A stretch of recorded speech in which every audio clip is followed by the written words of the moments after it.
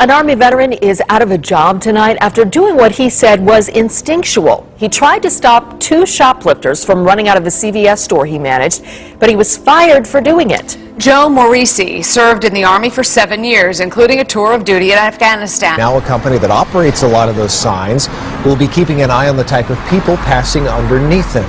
Clear Channel Outdoor America today announced that it will use cell phone data to do so. The program is called Radar. Fox 13's Aaron Mesmer in our control room. Some people are not thrilled with this, Aaron. Yeah, Mark, for a lot of cell phone users, it's the bigger picture that makes them nervous. They're wondering how much data tracking is too much. Everywhere you go, you can be tracked, and you might not know it. People are completely unaware, they're oblivious. New at 6, we're just hearing from the Phoenix City councilman caught on a controversial video denouncing gay marriage in the LGBT community. Never thought I would see the day that men and men would be married.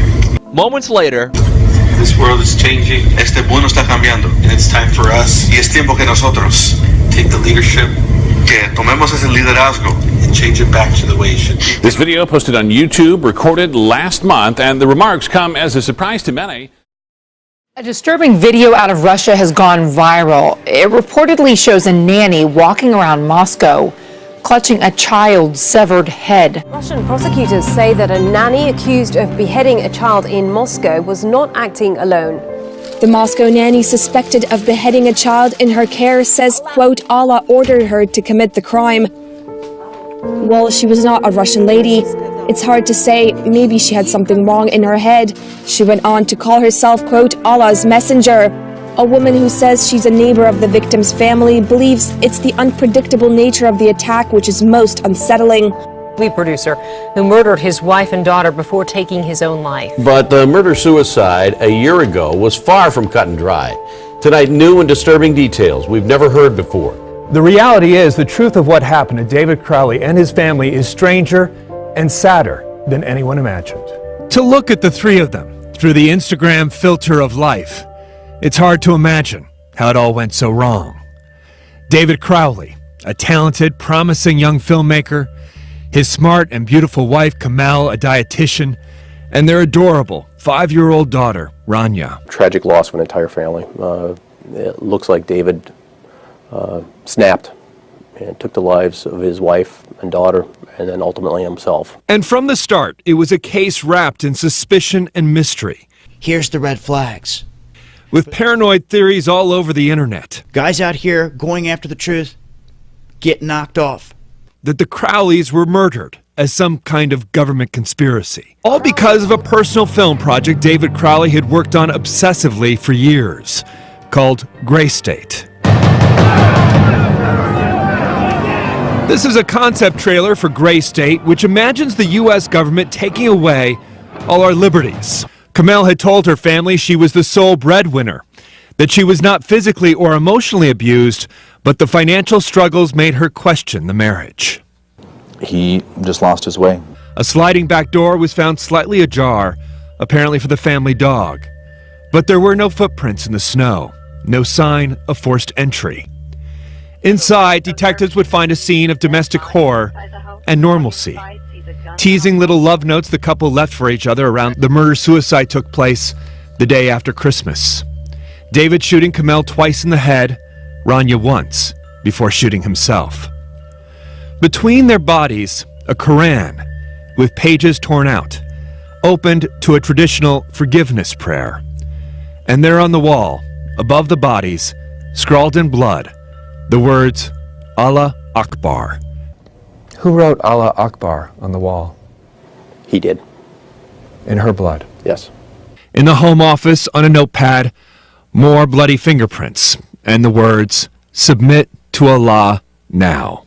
We may never know what made David Crowley finally snap, but we do know this. There are some 1,500 murder-suicides in the U.S. every year. They account for about 5% of all homicides, and their numbers seem to be increasing.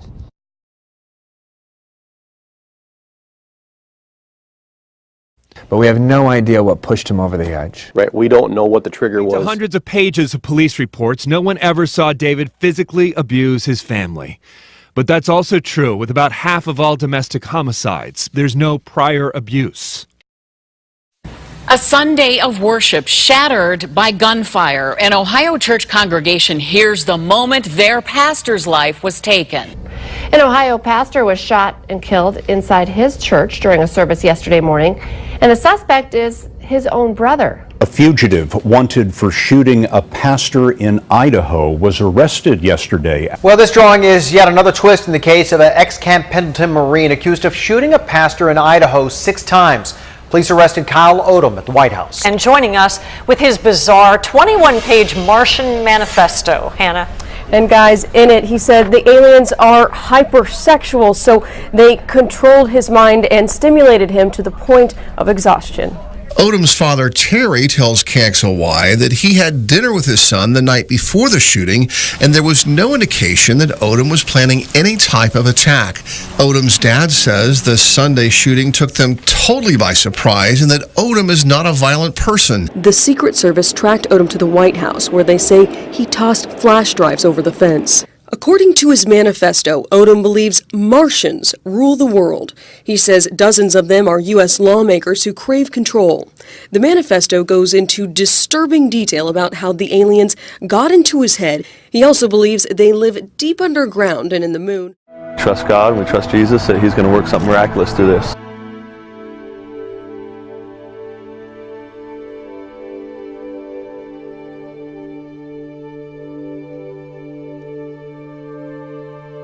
First, our top story this morning, anger surrounding Donald Trump's presidential campaign reaches a boiling point in Chicago.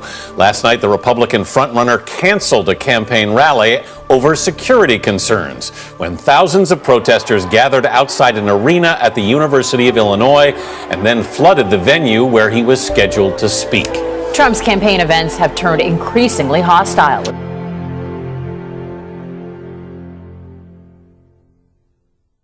Sex offenders can't live within 1,000 feet of a school, but we discovered there is nothing stopping them from voting in one on primary day. That's why an elementary school polling site in Brook Park is causing some serious concerns for parents. Many schools are used as polling sites across Cuyahoga County and have been for decades. But parents tell me times have changed. Different age now. I mean, you don't know what's out there anymore. At 11, a cruel encounter has a 7-year-old boy calling for just a little courtesy. What happened on a flight left his family in disbelief. Tonight, a Valley family in the national spotlight when they're taunted as they're forced to leave a plane. They say it was all because the little boy had an allergic reaction. The family was returning home from a trip to Washington. The father is fighting end-stage throat cancer. They were on the trip to make memories, but this is one memory they wish they could forget. So we informed the flight attendant, who informed us that, well, there's dogs on every flight, and just smirked. And I'm sad this has to be a memories with my dad. As a dad, you know, I was just hopeless right there. And I was out there and I just looked at the people clapping. I was just like shaking my head. I was just like, man, let's get out of here.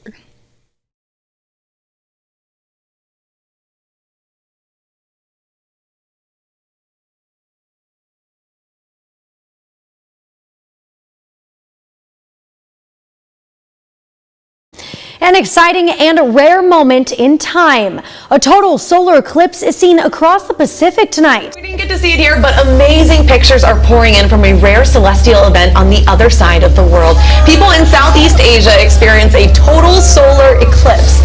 The rare phenomenon happens when the moon moves in front of the sun, so it casts a shadow on the ground. In some places, the total solar eclipse lasted for 4 minutes, but that is really incredible. And I think that, Matt, in the last couple of years, we've seen so much excitement about what's happening in the sky. You know, we have the blood moon and all the different names for the moons that we've seen come through. Supermoon. They get so excited about it. And then the super blood moon. Yeah. Well, you showed this on the morning show, and Jason, I love this. It gives you kind of a very unique perspective, and it was planned that way. It was. Alaska Airlines has a trip that goes from Anchorage to Honolulu, and there was an astronomer a year ago who was looking at the coming of this eclipse and noticed, like, hey, there's a flight that goes right through there. Oh my God! Whoa! Look at that! Oh my God! Here we go! Oh my God! It's coming right over us like a storm. Look at this! Oh my God! We're getting close. Getting close. Don't filter. Oh my God! Corona! There it is! Diamond Belly's beads, diamond ring. Look at that. Corona, totality. Oh my God. Look at that.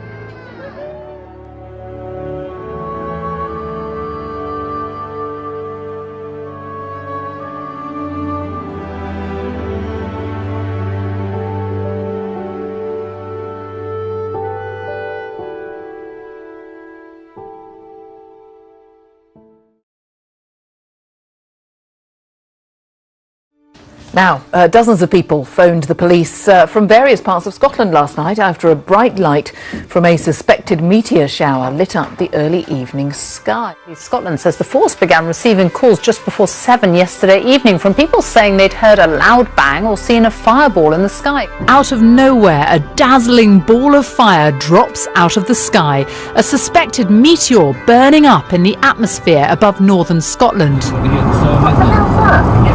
What the hell was that? All of a sudden the sky lit up. It was like a light switch. It just went from dark to light in seconds. It was the most surreal experience I've ever had.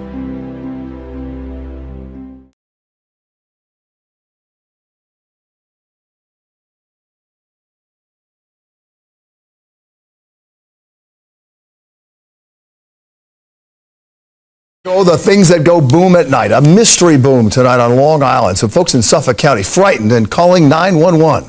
So what exactly was it? Here's Eyewitness News reporter Jim Dolan.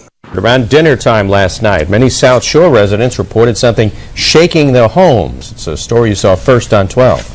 The whole house shook, the window shook. Start texting my daughter in West Babylon, and they heard it too. It stopped Don Worley right in mid-sentence and shook his home. We were sitting on the couch watching TV, and the whole house started shaking, so we went outside, and all my neighbors were like, "Did you hear that? Did you hear that?" We're like, "Yeah." A noise that could be heard throughout his quiet Lindenhurst neighborhood. A loud boom. Whatever it was, it literally shook the town. It was loud, and it was the same thing we heard, I guess, a month ago. Suffolk police tell us the sound could be heard in several towns, but they have no knowledge of any explosions in the area. 911 calls flooded into dispatchers seconds after the loud... I just got a call from Christina up in Deer Park, and they said they heard something really loud also. Weird, because most of the booms you hear, when you hear something, you hear a car crash or something like that, you can pretty well tell which direction it came from. This, I couldn't identify which direction it came from. It just sounded like just a loud thud. Mysterious loud noises have been concerning residents around Grundy County for weeks. Many people have reported their experiences of these booms, saying they saw a flash of light or felt it shake their house.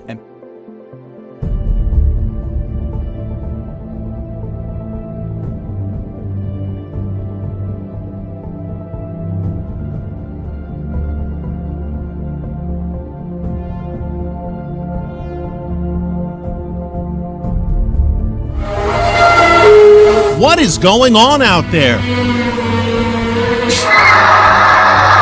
Bizarre sounds are being heard all over. The latest is this creepy high-pitched noise.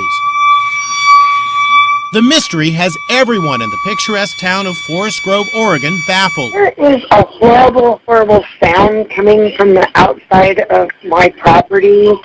That's high-pitched squealing. It's like a real-life X-Files. This is where the jarring sound was first reported. As you can tell, it's normally a lovely, quiet neighborhood. But for the past 2 weeks, residents have been on edge because they don't know what the ear-splitting sound is or where it's coming from. It turns out this is just the latest incident in a worldwide phenomenon of unexplained sounds that have scientists scratching their heads. This spooky sound terrified a town in British Columbia. This was heard in Finland. And this piercing high-pitched sound was recorded in Michigan.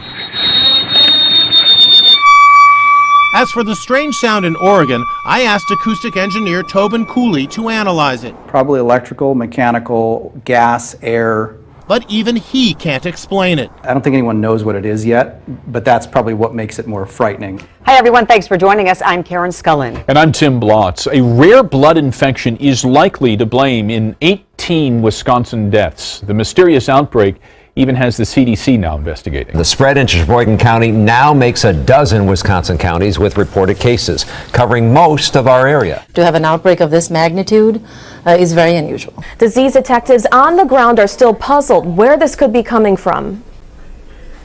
I wish we already had an answer. Well, it's no magic trick. A Canby man says he can now open his door, unlock his cell phone, and all he has to do is just swipe his hand.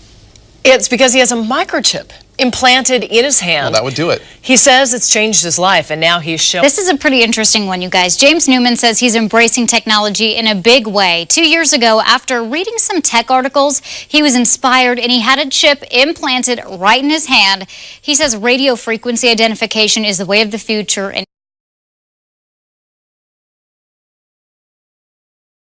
officials are trying to get a handle on the rising number of earthquakes in the state. Another major storm system, this one in the south. We turn next on a Friday night to the other major headline, the historic flooding. States of emergency in several states tonight. Oh my God! This same storm fueled a barrage of thunder and lightning in Texas. More than 750 strikes hit around San Antonio last night in just a 5-minute time period.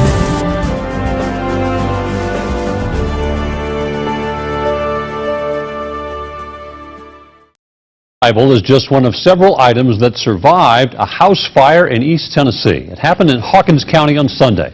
Nothing is left of the home except a few pictures and the family Bible. Donna Clark was asleep inside the home when it caught fire. Her neighbor saved her life after seeing the smoke and running to the house and waking her.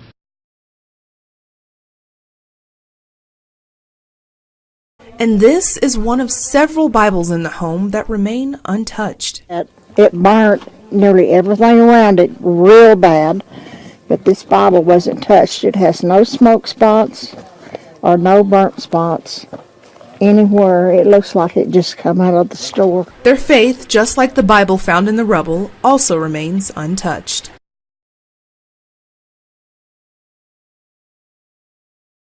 A family of 8 is now without a place to call home after a devastating fire broke out, leaving nothing behind but ashes. While sifting through ashes and rubble, Jack was amazed to find a cross, Bible, and other religious items unharmed. She says it brought them peace, knowing they were not alone. You would think a house that was engulfed in flames, you would have lost everything. But of course, you know, God always shows a way and shows that He's always here at all times.